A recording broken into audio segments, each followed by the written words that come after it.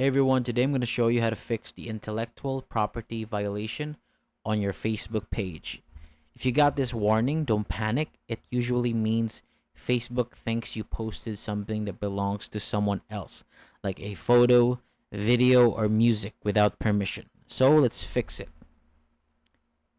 First, open up your Facebook app or go to Facebook on your browser. Then go to your page where you got the warning.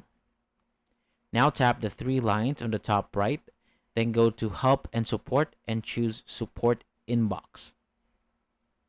In here, you'll see the messages from Facebook about the violation. Tap on that message and read what it says carefully. Sometimes they'll give you an option to disagree with the decision. If you think it's a mistake, go ahead and click that, and then you'll need to write a short message explaining why you think it's not a violation. Like if you made that content yourself or got permission to use it.